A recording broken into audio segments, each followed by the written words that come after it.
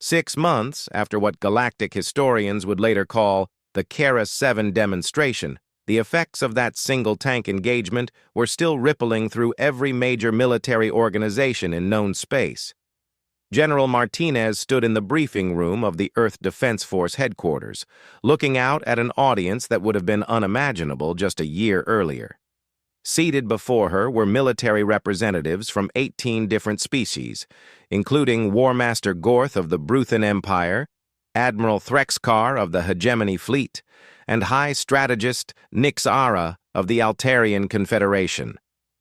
They had come to Earth not as skeptical observers, but as students eager to learn from the species they had once dismissed as primitive. "The fundamental question," Martinez began, "is not whether human technology is superior to galactic standard equipment. Obviously, in most cases, it isn't.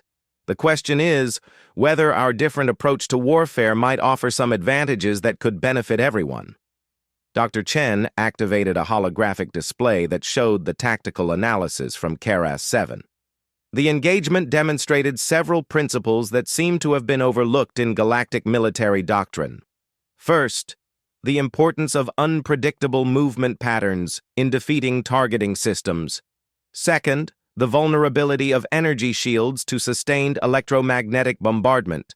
Third, the tactical value of terrain masking against sensor-based weapons. War Master Gorth leaned forward in his specially reinforced chair. "These principles are not unknown to us, human. We simply considered them irrelevant given our technological capabilities. And that," said Captain Torres, "was exactly our advantage. You knew these principles existed, but you had never faced an enemy desperate enough to exploit them." The word "desperate" hung in the air for a moment. It was a concept that most galactic species found difficult to understand. Their wars were typically fought between well-equipped, technologically advanced civilizations that could afford to follow established conventions. The idea of fighting with inferior equipment against a superior enemy was foreign to their experience. Ambassador Veltar, who had become something of an expert on human military history since Kara-7, spoke up. "We have been studying your species' past conflicts. The concept of asymmetric warfare appears frequently in your military literature." "Yes, sir," Martinez acknowledged. "When you can't win by being stronger than your enemy, you have to win by being smarter, faster, or more unpredictable. It's a lesson we learned from fighting each other for several thousand years." High Strategist Nixara was studying a tactical display that showed human military formations. "Your armor tactics emphasize small unit coordination rather than the massive formations favored by galactic doctrine. Why?" Dr. Chen brought up another holographic display. "Ma'am, our tanks were designed to fight on a planet where orbital bombardment was impossible, Earth. In that environment, large formations become targets for artillery and airstrikes. Small, mobile units are harder to detect and destroy." "But surely orbital superiority eliminates the need for ground-based artillery," Admiral Threxkar interjected. "Only if you maintain orbital superiority," Torres replied. "What happens if the enemy contests orbit? What happens if atmospheric conditions make orbital bombardment impossible? What happens if political considerations prevent orbital strikes?" These questions had been haunting galactic military planners for months. The easy assumption that space superiority guaranteed victory on the ground had been shattered by the demonstration that a single tank could defeat multiple advanced vehicles through superior tactics alone. Chief Engineer Krelton, who had become obsessed with understanding human kinetic weapons, activated his own display. "We have been analyzing the ammunition used in the demonstration. The depleted uranium penetrators are remarkably sophisticated for what we initially considered primitive projectiles." "How so?" Martinez asked. "The electromagnetic effects are deliberately engineered," Krelton explained. "The uranium is not just dense, it is specifically formulated to create maximum electromagnetic disruption when it impacts energy shields. This suggests a deliberate effort to counter our defensive technology." Dr. Chen nodded. Sir, that's correct. When we first encountered energy weapons and shields in our early contact with galactic civilization, we immediately began developing countermeasures. It's basic military doctrine. For every weapon, there's eventually a defense, and for every defense, there's eventually a better weapon. But you had only been aware of our technology for a few decades, Nixara protested.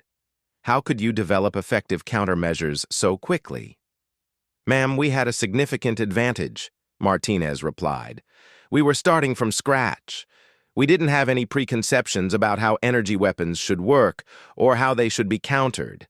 We just studied the physics and engineered solutions. This admission sparked intense discussion among the alien delegates. Most galactic species had developed their military technology incrementally over centuries or millennia, building new systems on the foundations of older ones. The idea of approaching the problem with completely fresh perspectives was revolutionary. War Master Gorth rumbled thoughtfully. Your species approaches warfare as an engineering problem rather than an application of established doctrine. Exactly, Torres said. Every human military unit includes engineers and scientists who are constantly trying to figure out how to defeat whatever they're facing. We don't just follow doctrine, we're always trying to improve it. Ambassador Veltar's compound eyes glittered with interest. This explains the rapid development of your countermeasures. But surely there are limits to this approach. You cannot engineer solutions to every possible threat. No, sir, Martinez agreed. But we can engineer solutions to the threats we're actually facing, and we can train our people to think creatively when they encounter something completely new. Dr. Chen brought up a new display showing human training methods. Sir, our military training emphasizes problem-solving under stress. We present our people with impossible situations and challenge them to find solutions using whatever resources they have available. Impossible situations?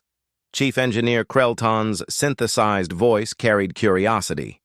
Combat scenarios where they're outnumbered, outgunned, and operating with damaged or inferior equipment, Torres explained.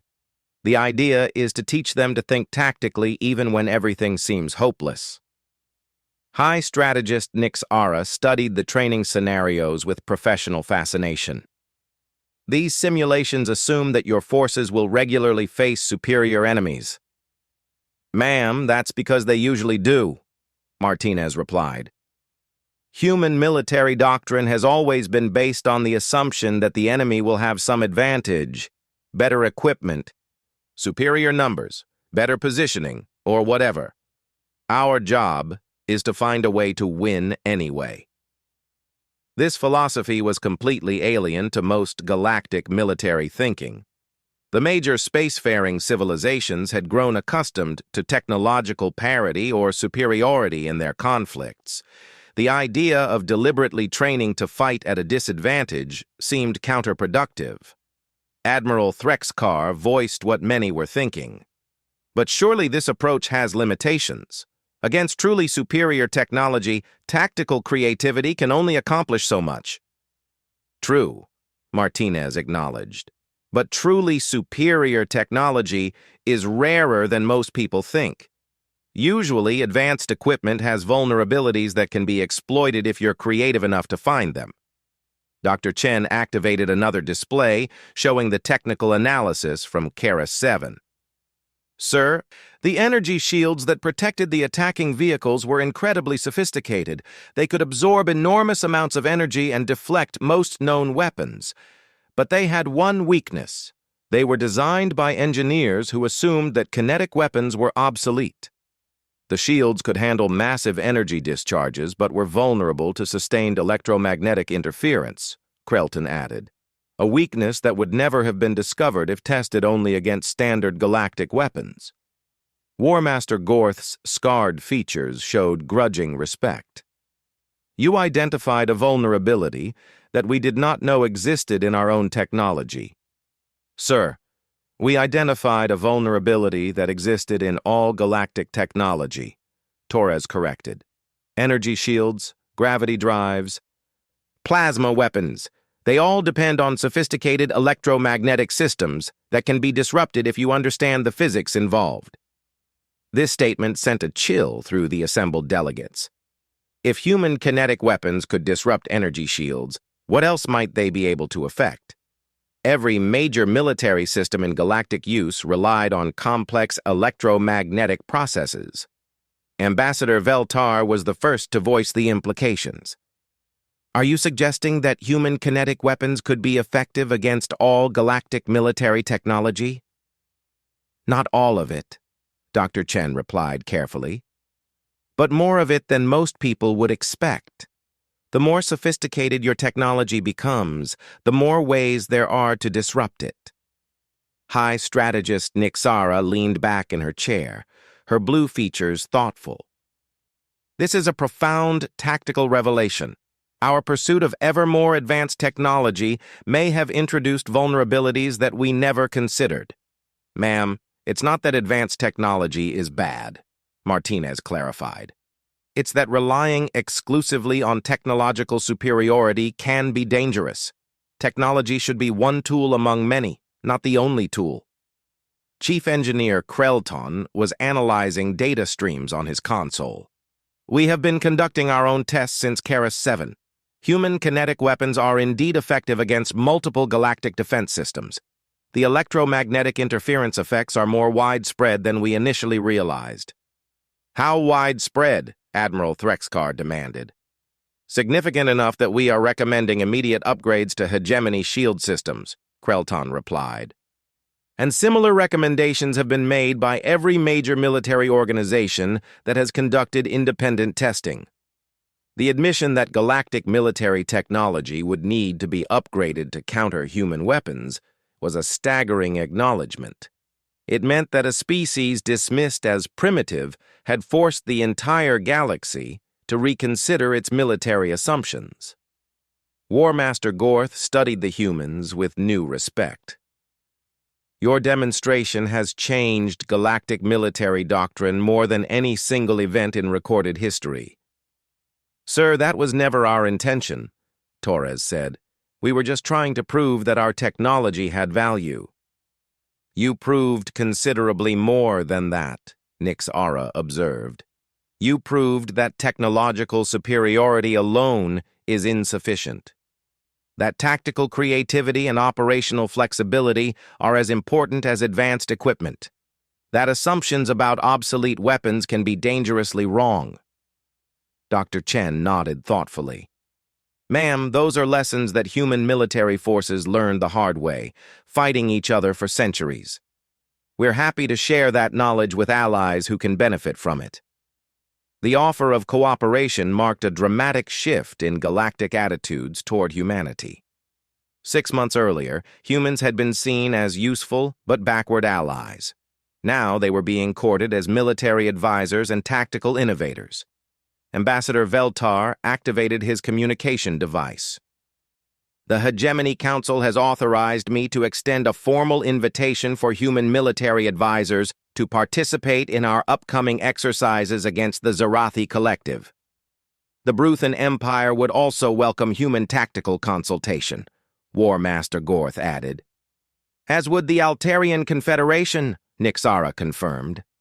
General Martinez looked at her colleagues before responding. We appreciate the offers, and we're certainly willing to share our knowledge. But I think it's important to understand that human military doctrine isn't something you can simply adopt wholesale. What do you mean? Admiral Threxkar asked. Sir, our approach to warfare grew out of our specific circumstances, fighting on a single planet against enemies who used the same basic technology we did, Martinez explained. Your circumstances are different. You fight across multiple star systems against enemies with radically different capabilities. Dr. Chen brought up a comparative analysis on his display. Sir, what we can offer isn't a set of tactics to copy, but rather a different way of thinking about military problems, an approach that emphasizes adaptation, improvisation, and the exploitation of enemy weaknesses rather than simply overwhelming them with superior force. A methodology rather than a doctrine, Torres added. Tools for thinking rather than specific solutions. This distinction was important, and the alien delegates were beginning to understand its implications. Human military success wasn't based on following rigid procedures, but on developing the mental flexibility to find solutions to novel problems. High strategist Nick Sara was studying the psychological profiles included in the human military data. Your training emphasizes individual initiative to an unusual degree. Most galactic military systems rely on centralized command and control. Ma'am, centralized command works fine when communications are reliable and the tactical situation is predictable, Martinez replied. But in real combat, communications get disrupted and situations change faster than headquarters can respond. We train our people to make good decisions independently. But surely that leads to confusion and lack of coordination, Chief Engineer Krelton objected. Sometimes, Torres acknowledged. But it also means that when one unit gets into trouble, other units can adapt and respond without waiting for orders. It means that when the original plan fails, individual commanders can improvise new approaches. War Master Gorth was comparing human and Bruthan tactical doctrines on his display. This explains the effectiveness of your tank crew at Keras 7. They were not simply following a predetermined battle plan. No, sir, Dr. Chen confirmed. They were trained in general principles, use terrain for concealment, engage at maximum range, avoid predictable movement patterns, but the specific execution was entirely up to them. The gunner, driver, and commander were making tactical decisions continuously throughout the engagement, Torres added, adapting to the enemy's movements, exploiting opportunities as they arose, adjusting their approach based on what was working and what wasn't. This level of tactical flexibility was revolutionary to most galactic military observers. Their training emphasized following orders precisely and executing predetermined plans flawlessly. The idea of encouraging subordinates to improvise was unsettling. Ambassador Veltar voiced the concern that many were feeling. But how do you maintain unity of effort if individual units are making independent decisions? Sir, that's where the training methodology becomes critical, Martinez replied. We don't just teach people what to do, we teach them why we do it. When everyone understands the underlying principles, they can make independent decisions that still support the overall mission.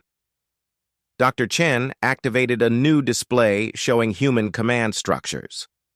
Sir, our military training emphasizes mission-type orders. Rather than telling someone exactly how to accomplish a task, we tell them what we want accomplished and let them figure out the best way to do it. We call it Commander's Intent, Torres explained. Every soldier, from the newest recruit to the highest general, understands not just their specific orders, but the purpose behind those orders. That way, when the situation changes, they can adapt their actions to still achieve the intended result. High strategist Nick Sara was beginning to see the broader implications. This approach would require fundamental changes to galactic military training and organization. Yes, ma'am, Martinez agreed. Which is why I said you can't simply adopt our doctrine wholesale. It's not just about tactics or equipment. It's about developing a different military culture. War Master Gorth rumbled thoughtfully. A culture that emphasizes thinking over following orders. A culture that emphasizes achieving objectives over following procedures, Torres corrected. Orders and procedures are important, but they're tools to help accomplish missions, not ends in themselves. The distinction was subtle, but important. Human military culture wasn't anarchic. It was highly disciplined, but the discipline was focused on results rather than compliance. Chief Engineer Krelton was analyzing human training methodologies with obvious fascination. Your approach treats warfare as a creative endeavor rather than a technical process. Sir, it's both, Dr. Chen replied. The technical aspects are crucial. You need to understand your equipment, know your capabilities, maintain your systems properly. But the creative aspects are equally important. You need to solve problems, adapt to circumstances, find ways to accomplish objectives with whatever resources you have available. Admiral Threxkar leaned forward. This explains your success at Keras 7, but it raises another question. If human tactical methodology is so effective, why isn't it more widespread? Why haven't other species developed similar approaches? The question went to the heart of the differences between human and galactic civilization. Martinez considered her answer carefully. "Sir, I think it comes down to the different paths our civilizations took," she said finally. Most galactic species achieved interstellar travel through gradual technological advancement and peaceful cooperation. They learned to solve problems through better engineering and more sophisticated equipment. Humans achieved space travel while still fighting wars among themselves, Torres added. We learned to solve problems through better tactics and more creative thinking. Neither approach is inherently superior, Dr. Chen clarified. They're just different solutions to different challenges. But when you encounter a new type of problem, having multiple approaches available gives you more options. Ambassador Veltar's mandibles clicked with understanding. This is why the Keras 7 demonstration was so shocking to us. We were confronting a problem, effective kinetic weapons, that our technological approach was not equipped to handle. Exactly, Martinez replied. Your shields were designed to defend against energy weapons, because that's what galactic warfare uses. When someone showed up with kinetic weapons designed specifically to exploit the vulnerabilities of energy shields, your existing solutions were inadequate. But you had solutions because you approached the problem differently, Nixara observed. You didn't try to build better shields.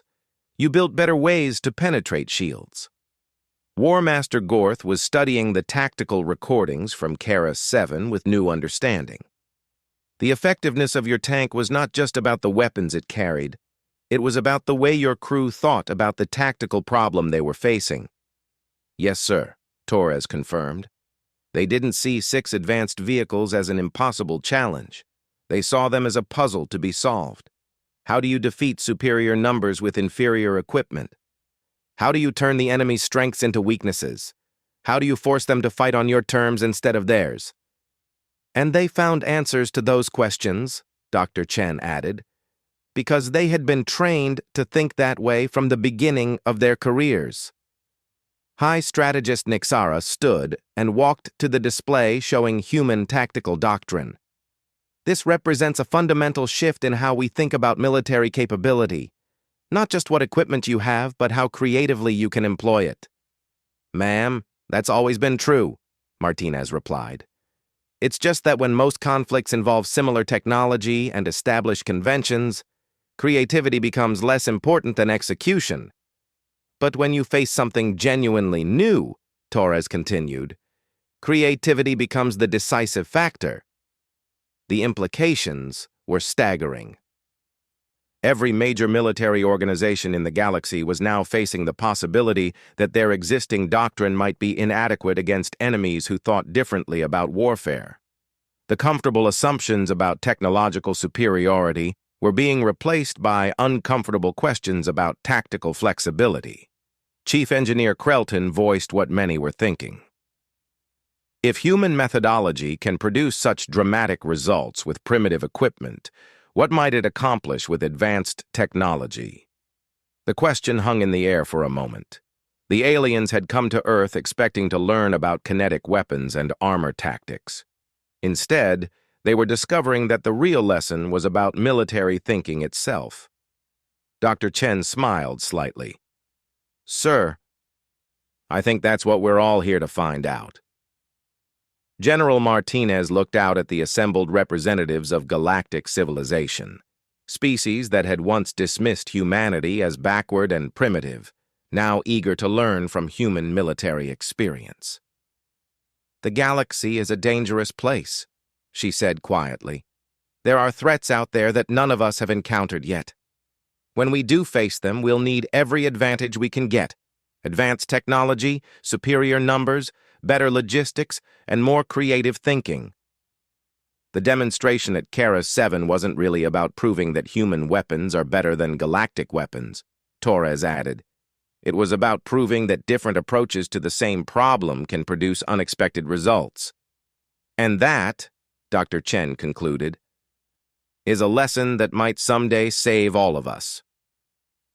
Outside the briefing room windows, construction crews were working on new facilities that would house the Galactic Military Cooperation Center, a joint institution where human tactical methodology would be combined with galactic technology to develop new approaches to interstellar defense.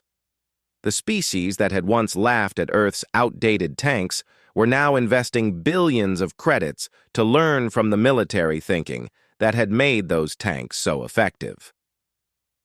The galaxy was about to discover that sometimes the most advanced weapon of all was the willingness to think differently about how wars should be fought. In the end, that might prove to be humanity's greatest contribution to galactic civilization. Not better technology, but better ways to think about using whatever technology they had. And in a universe full of unknown threats and unexpected challenges, that kind of thinking could be the difference between survival and extinction for every species in known space. 3 months after the exhibition on Nexus Prime, the Galactic Defense Coordination Committee had organized what was being called the most unusual military demonstration in recorded history. The venue was Kara 7, a barren world that the hegemony used for large-scale combat training exercises. The planet's surface was scarred with craters from countless weapons tests, its atmosphere thick enough to support most species but toxic enough that environmental suits were required for extended operations.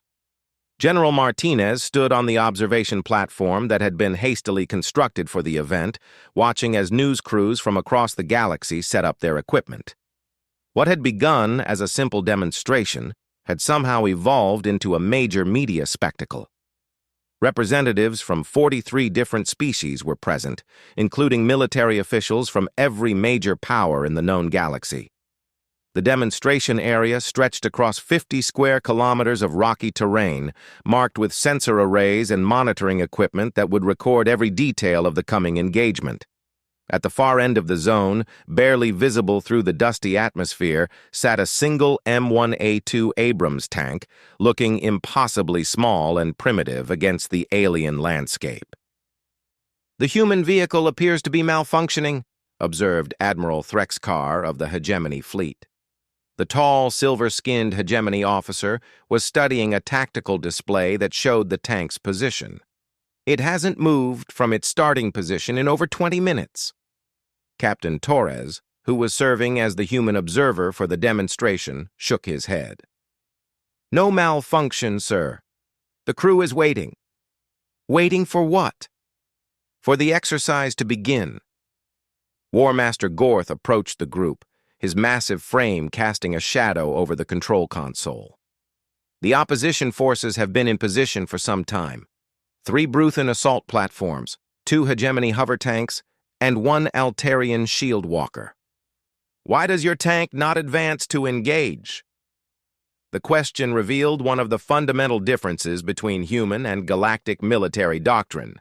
Most alien species preferred aggressive, direct engagement, using superior technology and firepower to overwhelm their enemies quickly.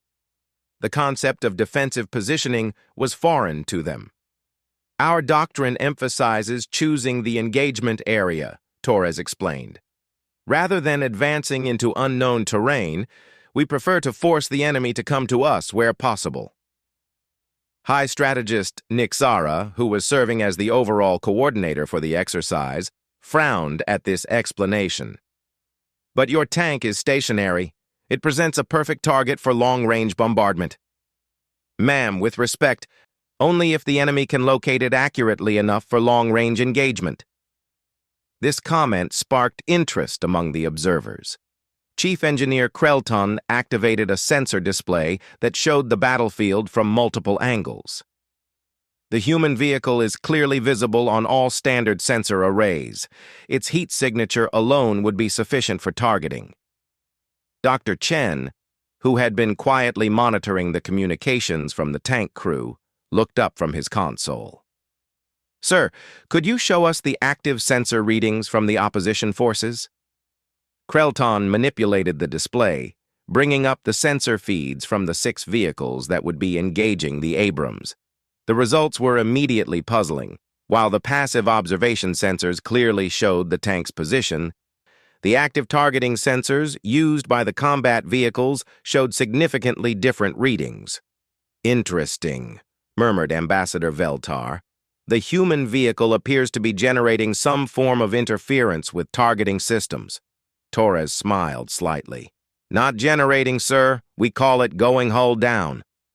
The phrase meant nothing to most of the aliens present, but the tactical implications were becoming clear as they watched the sensor displays. The Abrams had positioned itself behind a low ridge, with only the top of its turret and main gun visible from the direction of the advancing opposition forces. From the perspective of the attacking vehicles, target acquisition was proving more difficult than anticipated.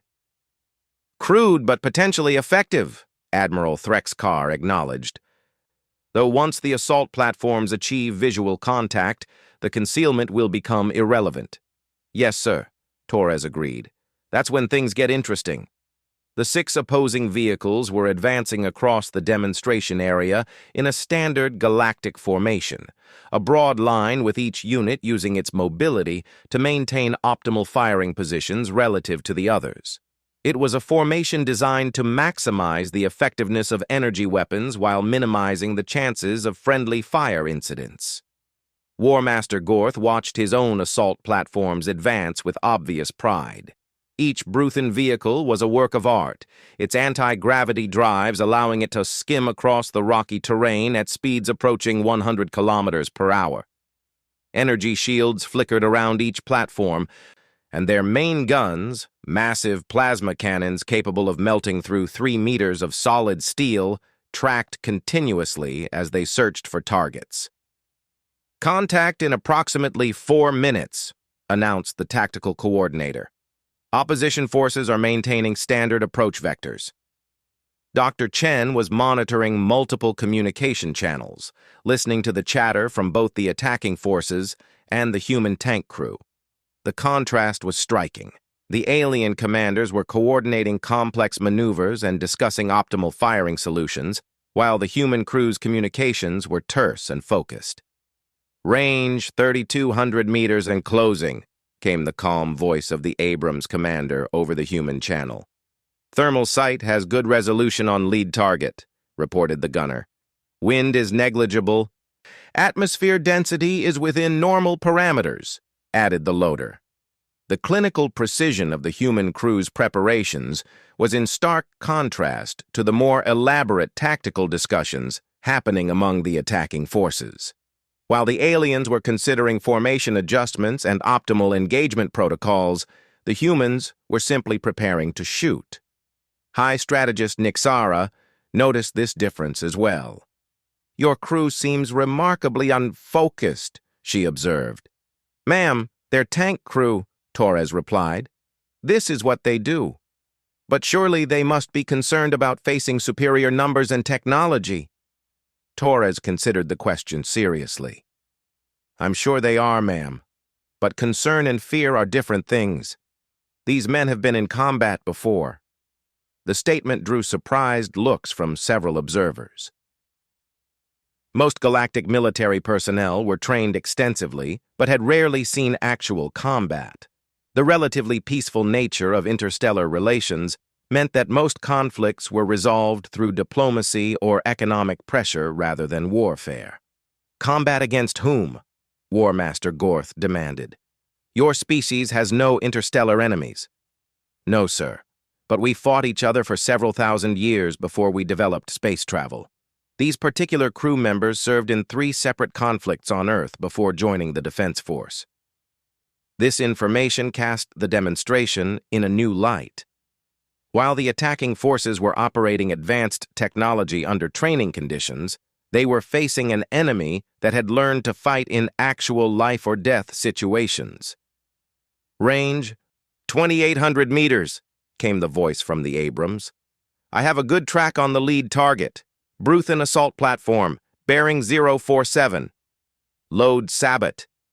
The final command was delivered in the same calm tone as everything else, but several of the alien observers noticed Dr. Chen's sudden attention to his monitoring equipment.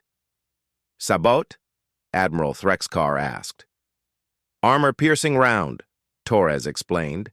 "Depleted uranium penetrator with a discarding sleeve, designed specifically to defeat heavy armor." War Master Gorth's laugh rumbled across the observation platform. "Heavy armor? Our assault platforms are protected by energy shields, not primitive metal plating." Before Torres could respond, the demonstration area was suddenly lit by a brilliant flash. The sound followed a fraction of a second later, a sharp crack that echoed across the rocky landscape like thunder. Every sensor display on the observation platform immediately focused on the lead Bruthen assault platform. For a moment, it continued to advance normally, its energy shields flickering blue-white in the dusty atmosphere. Then, without warning, the entire vehicle erupted in a massive explosion that sent debris flying across hundreds of meters of terrain. The silence on the observation platform was absolute. 67 of the galaxy's most experienced military officials stared at their displays in complete shock, trying to understand what they had just witnessed. It was Chief Engineer Krelton who finally broke the silence. "Impossible. Energy shields cannot be penetrated by kinetic projectiles." Dr. Chen was studying his monitoring equipment with intense concentration. "Sir, the round didn't penetrate the shield." "Then how?" "It disrupted the shield generator. The electromagnetic pulse from the depleted uranium impact created a feedback loop in the energy matrix. The shield collapsed for approximately 2.7 seconds. "But that's not enough time for a second shot," Nixara protested. Dr. Chen looked up with the expression of someone who had just solved a particularly interesting puzzle. "Ma'am, it wasn't a second shot. The Sabot round has a secondary explosive charge. When the shield collapsed, the charge detonated inside the vehicle's defensive perimeter." The implications of this revelation were staggering. The humans had developed ammunition specifically designed to exploit the theoretical vulnerabilities of energy shield technology they had only encountered a few decades earlier. "Range, 2,400 meters, came the calm voice from the tank.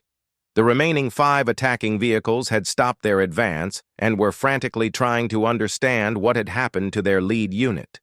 The hegemony hover tanks had spread their formation wider, while the Altarian Shieldwalker had begun the complex process of routing additional power to its defensive systems. War Master Gorth's scarred features were set in concentration as he watched his remaining assault platforms maneuver for a better attack position. "Clever, but you have shown your capability now. The remaining units will adapt their tactics accordingly." "Yes, sir," Torres agreed. "That's what we're counting on." The comment drew puzzled looks from the observers, but before anyone could ask for clarification, the battle resumed. The 2 hegemony hover tanks had flanked wide to the left and right, trying to force the human tank to divide its attention between multiple targets. It was a sound tactical move that should have worked against any single opponent. The Abrams turret traversed smoothly to track the rightmost hover tank, and once again the sharp crack of the main gun echoed across the demonstration area. This time, however, the results were different. The hegemony vehicle's shields held, and the depleted uranium round sparked harmlessly off the energy barrier before embedding itself in the ground beyond. Admiral Threxkar allowed himself a satisfied smile. Hegemony shield technology is more advanced than Bruthen systems. A single electromagnetic pulse is insufficient to cause cascade failure. Dr. Chen nodded thoughtfully. "Yes, sir. We noticed that in our computer simulations." "Then why—" The question was cut off as the Abrams fired again, and then again with mechanical precision. The gunner was maintaining a steady rate of fire, sending depleted uranium rounds into the hegemony hover tank's shields at 3-second intervals. "What is your crew attempting to accomplish?" Nixara demanded. "They cannot penetrate modern hegemony shielding with repeated kinetic impacts." Torres was watching his tactical display with professional interest. "Ma'am, they're not trying to penetrate the shields. They're trying to overload them." "Impossible," Admiral Threxakar stated flatly. "Hegemony shield generators can absorb kinetic energy indefinitely, as long as the power supply remains intact." Dr. Chen was taking notes as he watched his monitoring equipment. "Sir, what's the maximum energy absorption rate of your shield generators?" "Approximately 100 megajoules per second, with instantaneous peaks up to 300 megajoules." "And what's the kinetic energy of each depleted uranium round?" Admiral Threxkar paused to calculate. "Perhaps 15 to 20 megajoules, assuming standard velocity, well within our absorption capacity." Dr. Chen smiled. "Sir, the M1A2's main gun fires rounds at a velocity of 1,700 meters per second. Each depleted uranium penetrator weighs approximately 4 kilograms. The kinetic energy at impact is roughly 57 megajoules. This number was higher than expected, but still well within the shield's capacity to absorb." Admiral Threxkar was about to say as much when Dr. Chen continued. "Of course, that's just the primary penetrator. Each round also carries approximately 200 grams of high explosive, which detonates on impact and releases an additional 43 megajoules of energy in approximately 0.003 seconds. The total energy per round, 100 megajoules delivered in 3 milliseconds, was exactly at the threshold of the hegemony shield's instantaneous absorption capacity, and the Abrams was firing those rounds every 3 seconds. "Sustained energy bombardment," Chief Engineer Krelton observed with something like admiration in his synthesized voice. "They're forcing the shield generators to operate at maximum capacity continuously. But the shields can handle that level of energy indefinitely," Admiral Threxkar insisted, though his voice carried less certainty than before. "Indefinitely, assuming perfect conditions," Dr. Chen agreed. "But what happens if the shield generators begin to overheat? What happens if dust and debris from the impacts begin to interfere with the energy matrix? What happens if the continuous electromagnetic pulses begin to cause micro-failures in the control systems?" As if in response to his questions, the hegemony hover tank's shields began to flicker. The blue-white energy barrier that had been rock-steady moments before now pulsed and wavered with each impact. Diagnostic alarms were beginning to sound from the vehicle's systems as its crew struggled to maintain full defensive coverage. "Engineering issue," Admiral Threxkar said tersely. "Easily corrected." But even as he spoke, the shield flickered again, and this time it failed to immediately reform. For perhaps half a second, the hegemony vehicle was completely unprotected, and that was exactly when the Abrams fired again. The depleted uranium round struck the hover tank's armor directly, punching through the advanced composite plating and detonating inside the vehicle's crew compartment. Like the Bruthen assault platform before it, the hegemony tank erupted in a spectacular explosion that lit up the demonstration area. War Master Gorth was studying his tactical displays with growing respect for the human tactics. "Impressive. But your tank has revealed its position and firing pattern. My remaining assault platform can now engage effectively." The surviving Bruthen vehicle had indeed identified the Abrams' position and was advancing rapidly, its pilot confident that superior speed and maneuverability would allow it to close the range quickly and engage with its powerful plasma cannons. But as the assault platform crested the ridge that had concealed the human tank, its crew received a shock.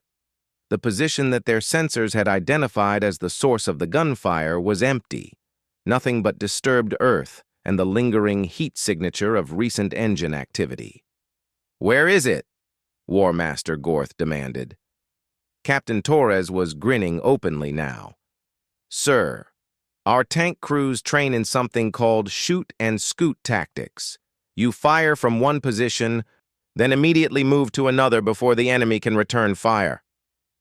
The Bruthen assault platform was hovering uncertainly over the empty position, its sensors scanning frantically for any sign of the elusive human tank. That uncertainty proved fatal as the Abrams fired from a completely different position 300 meters away, sending another depleted uranium round into the assault platform's energy shields. Unlike the hegemony shields, the Bruthen energy barriers were designed to absorb massive amounts of energy from single impacts.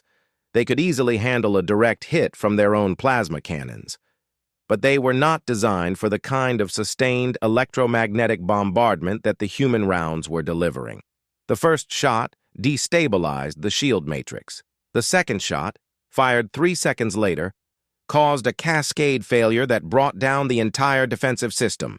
The third shot punched through the assault platform's armor and detonated inside its power plant, creating an explosion that dwarfed the previous two combined.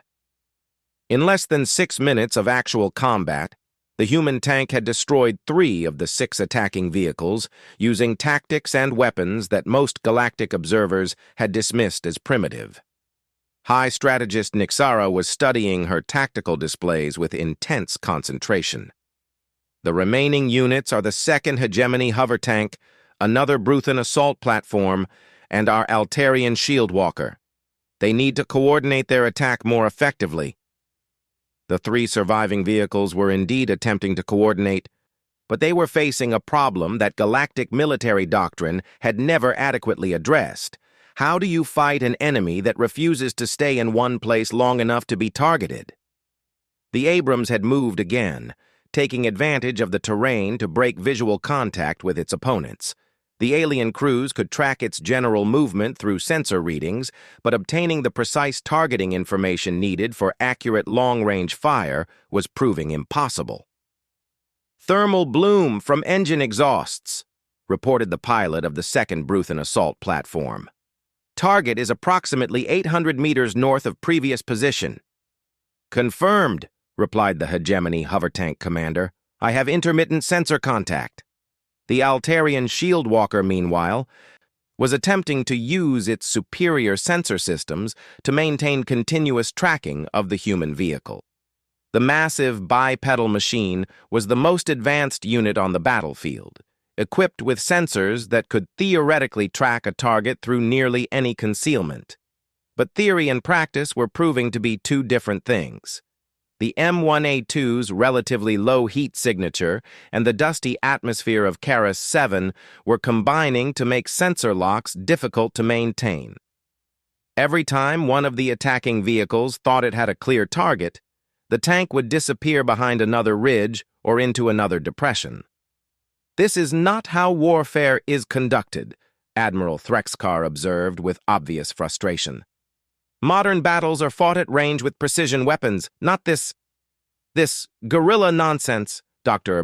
Chen looked up from his monitoring station.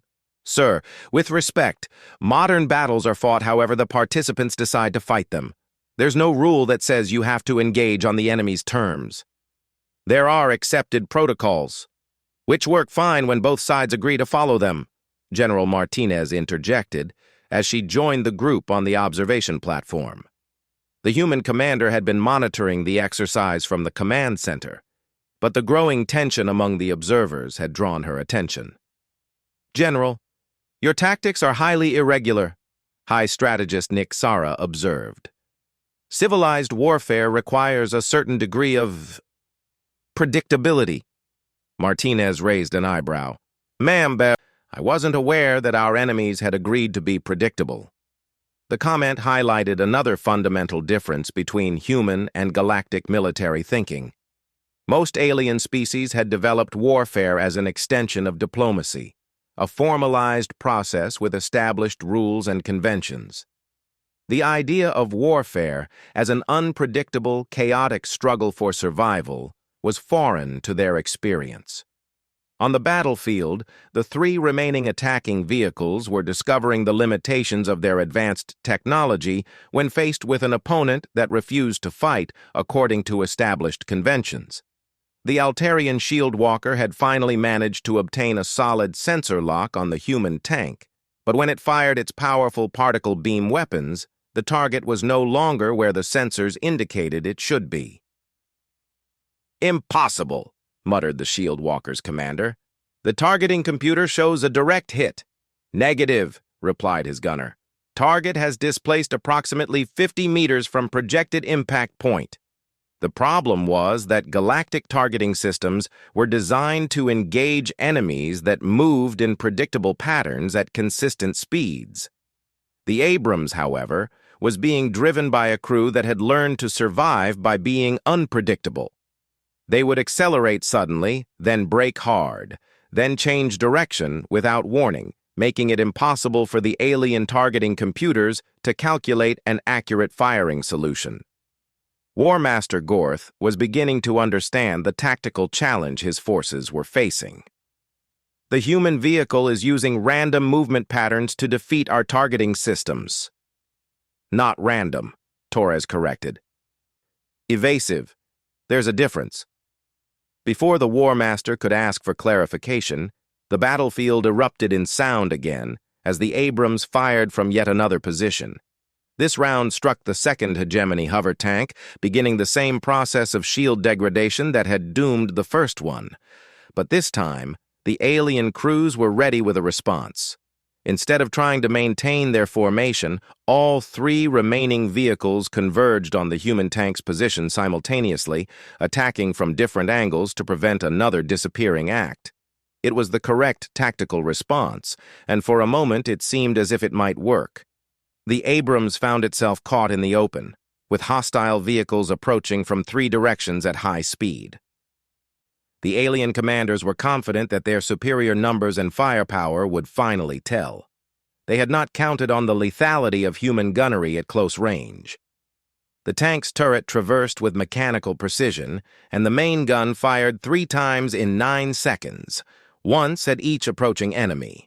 3 depleted uranium rounds flew across the closing distance, each one targeted with the kind of precision that only came from years of practice in actual combat conditions. The first round struck the approaching Bruthan assault platform dead center, punching through its energy shields and detonating inside the vehicle's crew compartment. The second round hit the hegemony hover tank just as its own shields failed from the accumulated damage of previous impacts. The third round slammed into the massive Altarian shield walker's torso, penetrating its heavy armor and causing a catastrophic reactor failure. In less than 10 seconds, the human tank had destroyed 3 advancing enemies that together represented the pinnacle of galactic military technology. The silence on the observation platform was deafening. 67 military officials from across the galaxy stared at their displays in stunned disbelief, trying to process what they had just witnessed. Finally, War Master Gorth spoke, his rumbling voice unusually quiet. 6 vehicles. 6 of our best combat units, operated by experienced crews with the finest technology available to our species. "Yes, sir," Captain Torres replied, "destroyed by a single primitive tank using kinetic weapons that our scientists dismissed as obsolete." "Yes, sir." The War Master studied the smoking craters that marked the positions where his assault platforms had been destroyed. "How?" It was General Martinez who answered. "Sir, superior technology only provides an advantage if you know how to use it effectively. These crews had the finest equipment in the galaxy, but they had never faced an enemy that refused to fight according to their expectations." High strategist Nixara was analyzing her tactical recordings with the intense focus of someone trying to understand a fundamental shift in her understanding of warfare.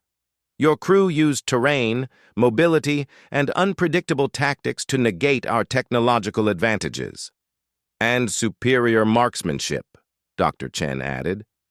"Our gunner achieved a 100% hit rate under combat conditions against moving targets at varying ranges." The implications of this demonstration would reverberate throughout galactic military circles for years to come. Every assumption about the superiority of advanced technology over primitive weapons would need to be re-examined. Every tactical doctrine would need to be reassessed in light of what a single, obsolete tank had accomplished. Ambassador Veltar's mandibles were clicking rapidly as he processed the ramifications. This changes everything. If human kinetic weapons can defeat our energy shields, if their primitive tactics can overcome our advanced systems, then maybe, General Martinez said quietly, it's time to reconsider what primitive and advanced actually mean. Commander Zixthara of the Hegemony Defense Corps adjusted her crystalline uniform as she walked through the massive exhibition halls of Nexus Prime. The annual Galactic Military Technology Showcase drew representatives from every major species in the known galaxy, each eager to display their latest war machines and defensive innovations. Towering holographic displays showed sleek energy-based combat vehicles, gravity-defying assault platforms, and weapons that could tear holes in space itself. The Zephyrian delegation had brought their new quantum-phase destroyers, machines that could shift between dimensions to avoid enemy fire. The Carathians displayed their biomechanical war beasts, living creatures enhanced with cybernetic implants that made them nearly indestructible. Even the usually peaceful Altarians had contributed their Shieldwalker units, massive bipedal machines protected by energy barriers that could withstand direct hits from plasma cannons. But it was the small booth tucked away in the corner that drew the most attention, though not for reasons its occupants might have hoped. A simple banner read, Earth Defense Force in basic galactic standard text, and behind a modest display case sat what could only be described as an antique. The human delegation consisted of 3 individuals. General Sarah Martinez, a weathered woman in her 50s, whose calm demeanor spoke of decades of military experience. Dr. James Chen, a slight man with thick glasses who seemed more comfortable with technical manuals than crowds, and Captain Mike Torres, a younger officer whose enthusiasm couldn't quite hide his nervousness at being surrounded by so many alien dignitaries. The object of everyone's bemused attention was an M1A2 Abrams main battle tank, its olive-drab paint job looking distinctly primitive next to the gleaming energy weapons and anti-gravity vehicles surrounding it. Delegates from various species would approach, examine the specifications displayed on a simple holographic tablet, and then walk away with barely concealed amusement. "Look at this," chittered Ambassador Veltar, his insectoid features animated with what passed for laughter among his species. "The humans brought a ground-bound vehicle that burns fossil fuels. It doesn't even have energy shielding." His entourage of Zerathi military officials clustered around him, their compound eyes reflecting the lights of more advanced displays nearby. "The specifications say it weighs 68 tons, one of them buzzed in disbelief. "Our skimmers weigh less than 2 tons and can fly at 3 times the speed of sound." General Martinez overheard the commentary, but kept her expression neutral. She had expected this reaction. When the Defense Force had announced they would be participating in the exhibition, there had been lengthy debates about what to showcase. The politicians had wanted to send their newest experimental energy weapons, or perhaps the prototype orbital defense platforms. But Martinez had insisted on the Abrams. Dr. Chen stepped forward as another group approached their booth. This delegation was led by War Master Gorth of the Bruthan Empire, a species known throughout the galaxy for their aggressive expansion policies and their fearsome military technology. The Bruthans stood nearly 8 feet tall, their thick, armored hides naturally resistant to most forms of energy weapons. They had conquered 17 star systems in the past decade alone. "Humans," Gorth rumbled, his voice like grinding stone. "We have heard of your species. Young race, recently discovered faster-than-light travel. This is your contribution to galactic defense?" He gestured at the tank with one massive, clawed hand. "Yes, sir," Captain Torres replied, stepping up beside Dr. Chen. "This is our M1A2 Abrams main battle tank. It's been the backbone of our armored forces for over 50 years. The War Master's laugh was a sound like boulders colliding. 50 years? We replaced our ground vehicles with anti-gravity platforms 3 centuries ago. This machine cannot even leave the surface of a planet. That's correct, Dr. Chen said quietly. It's designed specifically for terrestrial combat operations. Terrestrial combat is obsolete, declared High Strategist Nixera of the Confederation Navy as she joined the growing crowd around the human booth. The sleek, blue-skinned Altarian was known throughout the galaxy as one of the most brilliant military minds of her generation. Modern warfare is conducted in space, in orbital zones, or at most in atmospheric environments. Ground-based combat ended when civilizations developed the technology to control the high ground of orbit. General Martinez finally spoke, her voice carrying the authority of someone who had seen actual combat. Ma'am, with respect, that assumes you maintain control of orbital space. Not every conflict allows for that luxury. Any species advanced enough to pose a threat will have orbital capabilities, Nixera replied dismissively. This tank would be destroyed from space before it could even engage an enemy. Perhaps, Martinez acknowledged. But what if orbital control is contested? What if you need to hold ground that can't be held from space? The question seemed to puzzle the assembled aliens. For most species, the progression from ground-based warfare to aerial dominance to space superiority had been linear and absolute. The idea of voluntarily returning to surface combat seemed as archaic as using swords in an age of laser weapons. War Master Gorth studied the tank's specifications more closely, his massive frame bending over the display tablet. No energy weapons, he noted. No plasma cannons, no particle beams. What does this main gun fire? Depleted uranium rounds, Captain Torres explained. Kinetic energy penetrators. They're essentially very dense metal rods fired at extremely high velocity. The crowd's amusement was palpable. Several species had developed kinetic weapons, but they were typically orbital bombardment platforms that dropped tungsten rods from space.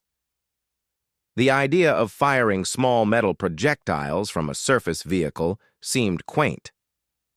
The armor appears to be simple composite materials, observed Chief Engineer Krelton of the Mechanic Union. No energy dispersal matrices, no adaptive plating. A single plasma bolt would penetrate this easily. Dr. Chen nodded.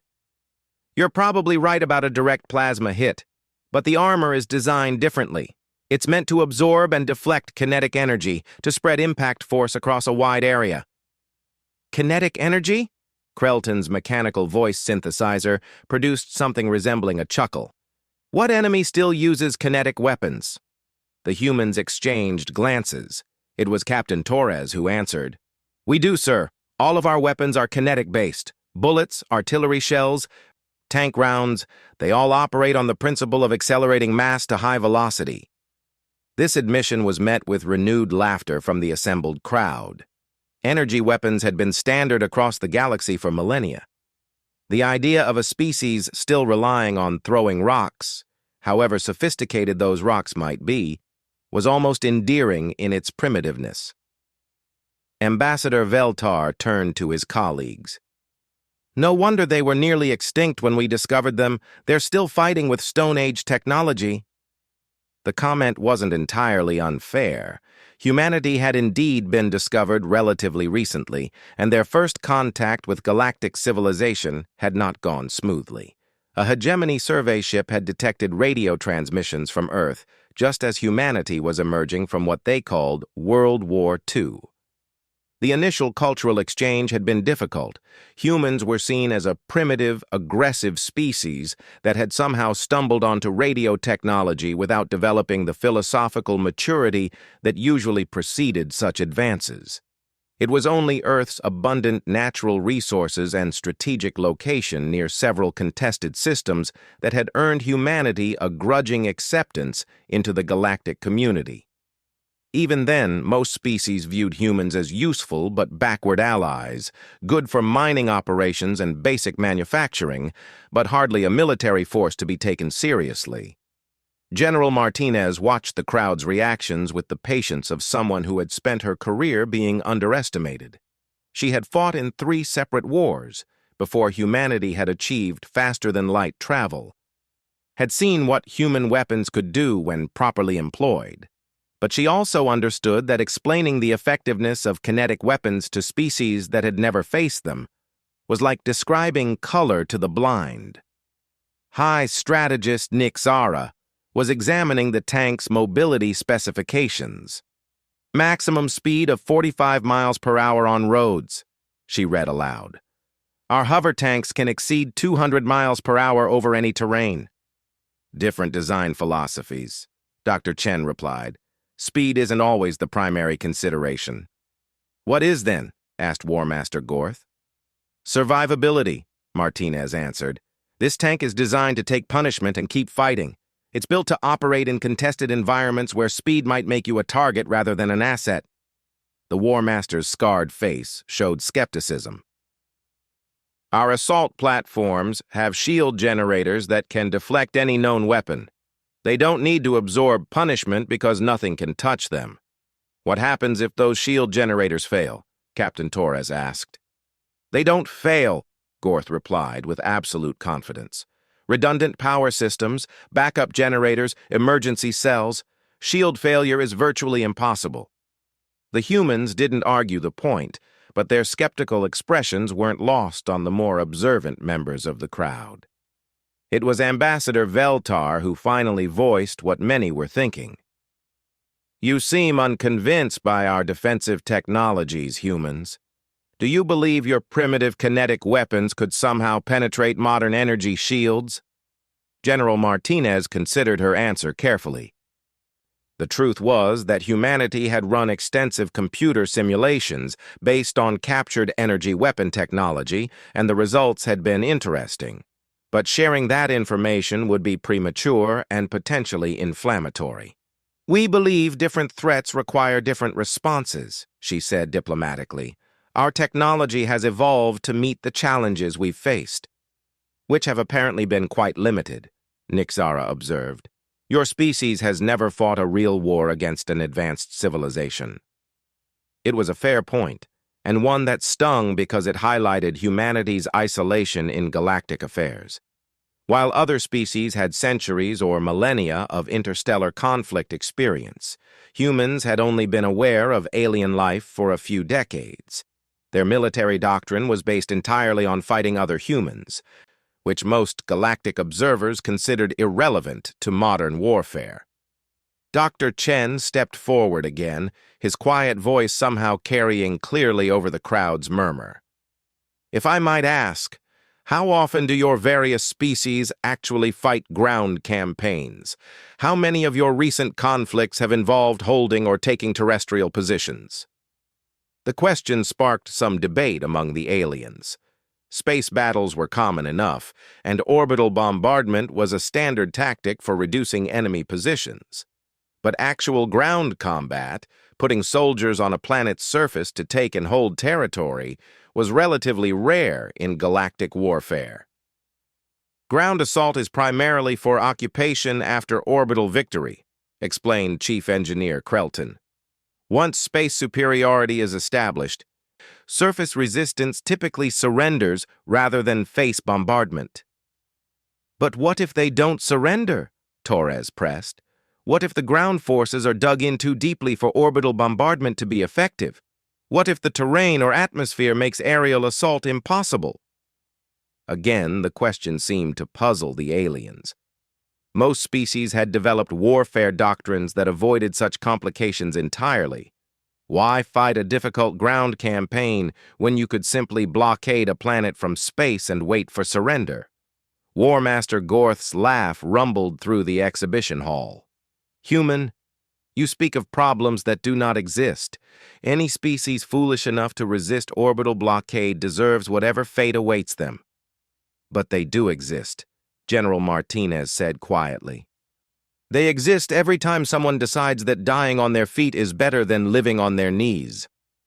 The statement hung in the air for a moment, its implications clear to everyone present. Humanity's reputation for stubborn resistance was already well established in galactic circles, though it was typically viewed as primitive pride rather than strategic wisdom. Ambassador Veltar's mandibles clicked in what passed for amusement.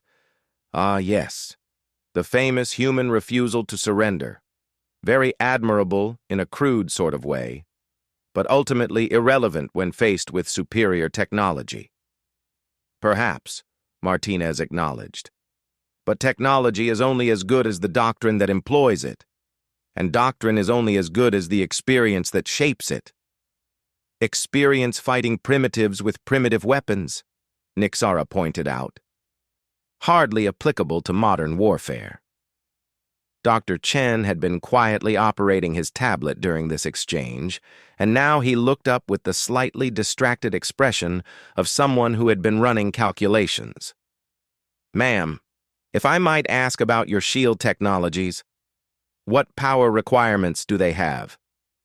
The question seemed odd to most of the crowd, but Chief Engineer Krelton answered readily enough. "Depends on the size of the vehicle, obviously. A standard hover tank requires approximately 50 megawatts for full defensive coverage. And how long can it maintain that power output in combat conditions?"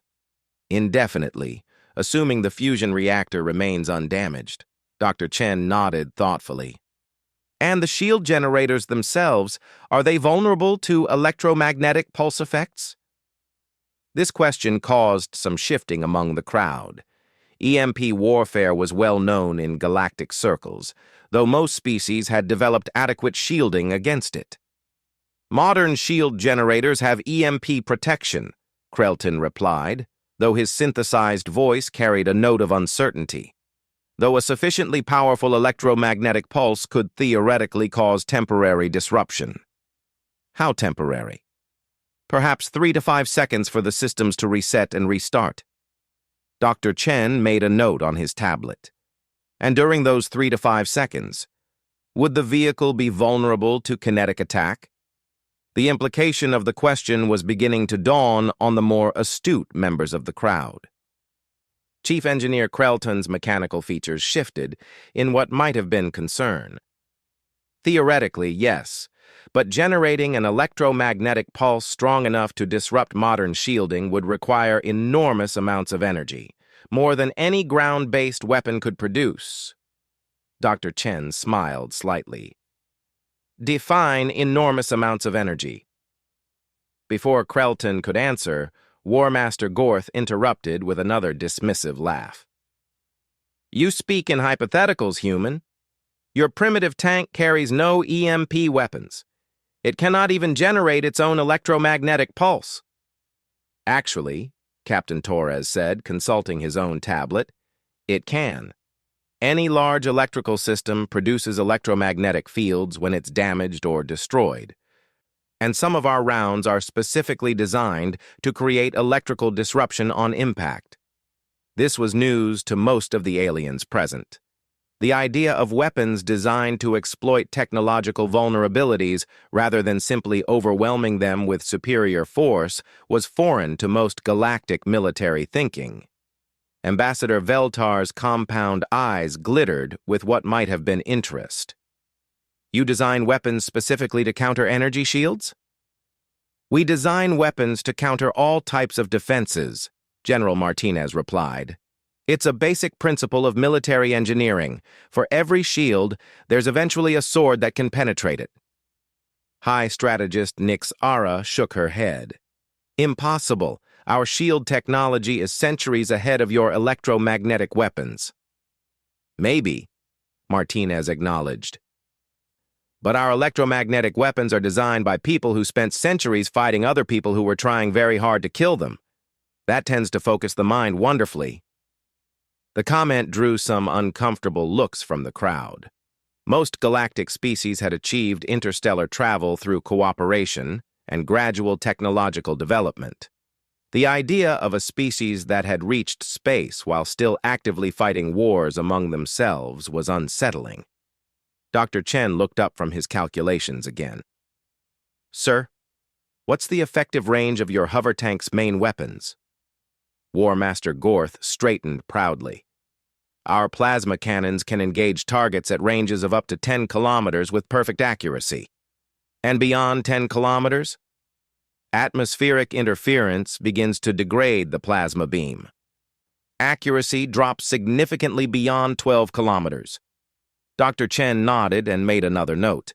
The M1A2's main gun has an effective range of approximately 4 kilometers against moving targets, but it can engage stationary targets accurately at distances up to 8 kilometers. This admission was met with more amusement from the crowd. 8 kilometers seemed pathetically short compared to the ranges they were accustomed to, but Captain Torres wasn't finished. "Of course, those are the specifications for the standard main gun. We also have extended-range ammunition that can engage targets at distances up to 15 kilometers, though accuracy does drop off significantly at maximum range." The laughter died away somewhat as the implications became clear. The human tank might be primitive, but it could potentially outrange the energy weapons that the galactic community relied upon. 15 kilometers? Chief Engineer Krelton's synthesized voice carried a note of disbelief. "How do you achieve target acquisition at such ranges without energy sensors?" Dr. Chen smiled. "Optics, enhanced telescopic sights, laser rangefinders, ballistic computers. When you're throwing physical objects, you can calculate trajectory and impact point with remarkable precision. But surely atmospheric conditions would interfere with optical sighting." "They do," Torres acknowledged. "That's why we developed compensation algorithms. Wind speed, air density, temperature gradients, we can account for all of them." War Master Gorth's expression had grown more serious. "You fight at ranges where your enemies cannot effectively return fire?" "When possible," General Martinez replied. "It's a basic tactical principle. Engage the enemy at the maximum range of your weapons while staying outside the maximum range of theirs." "But that's—" Ambassador Veltar paused, his mandibles clicking rapidly as he processed the concept. "That's not honorable combat." "No," Martinez agreed. "It's effective combat. Honor is a luxury you can afford when you're not worried about survival." The statement hung in the air like a challenge. Most galactic species had developed elaborate codes of honor around warfare, rules that governed how conflicts were conducted and what tactics were considered acceptable. The human approach seemed brutally pragmatic by comparison. High Strategist Nix Ara stepped forward, her blue features set in concentration. "This conversation has become quite theoretical. Your tank may have interesting specifications, but it remains a primitive design. Against a modern military force, it would be quickly overwhelmed."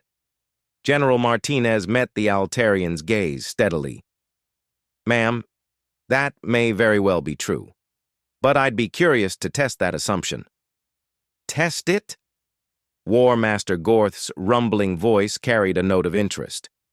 "You would be willing to demonstrate your primitive technology against modern weapons?" The crowd around the human booth had grown larger as word of the debate spread through the exhibition hall. Representatives from dozens of species now watched the exchange with varying degrees of amusement and curiosity. Martinez looked at her two companions, receiving slight nods from both. "Sir, if the opportunity arose, we would be honored to participate in a demonstration exercise." Ambassador Veltar's mandibles clicked with excitement. "This could be quite entertaining. The hegemony maintains several training facilities where military exercises are regularly conducted. The Korathian Empire would be interested in observing such a demonstration," added another voice from the crowd. Within minutes, what had started as a simple exhibition display had evolved into something much more significant. Delegates from across the galaxy began discussing the possibility of organizing a formal demonstration where human technology could be tested against galactic standard equipment. Dr. Chen leaned close to General Martinez. "Ma'am, are you sure about this? We'd be badly outnumbered and outgunned?" Martinez watched the excited chatter of the alien delegates around them.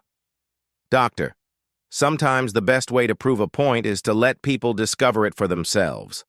Captain Torres grinned. "Besides, it's not like we haven't faced worse odds before." The general's smile was grim. "True, though usually our enemies were using the same primitive technology we were." As the crowd continued to grow and the discussion became more animated, none of the aliens noticed the subtle satisfaction in the humans' expressions. They had come to the exhibition expecting to be dismissed and mocked, but they had achieved something much more valuable. They had aroused the galaxy's curiosity. And curiosity, General Martinez knew from long experience, could be a very dangerous thing.